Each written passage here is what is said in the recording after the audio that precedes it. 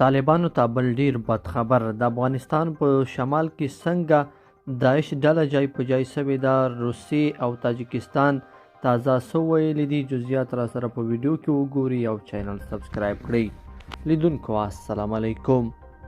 د روسیې په مشرۍ د ګډ امنیتي تړون په نامه یو سیمهییز سازمان خبرداری ورکړی چې د اسلامي دولت ډلې یعنی داعش نومې ډلې د افغانستان په شمال کې د تاجکستان پولې ته څیرمه خپل 4,000 وسلوال ځای پر ځای کړي دي.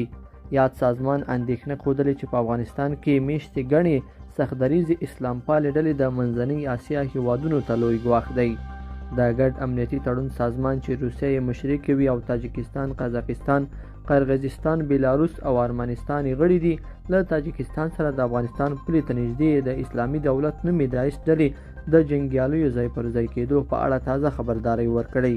د روسیې د دولتي اژانس تاس د راپور له مخې د دې سازمان مشر اناتولي سیدروف ویلي د داعش د خراسان څانګې غړو شمیر په افغانستان کې لوړ شوی او په خبرې شمیر یې تر 6,500 تنو پورې رسېدلی.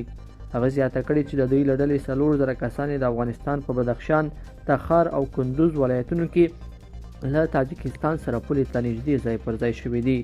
د ګډو امنیتي تړون سازمان غړو هیوادونو ټینګار کړی چې له افغانستانه د تاجکستان خاورې ته پېښېدونکي ګواښ ته اجازه نه ورکوي.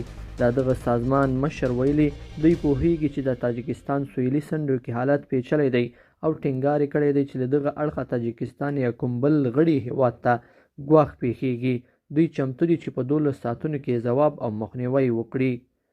طالبان په افغانستان کې د طالبانو حکومت د دغه سازمان تازه څرګندونو ته غبرګون نه دی ښودلی، خو وړاندې یې د ورته اندېښنو په ځواب کې ویلي چې دوی هیڅ چاته اجازه نه ورکوي چې د افغانستان له خاورې د نورو هیوادونو پر خلاف فعالیت وکړي.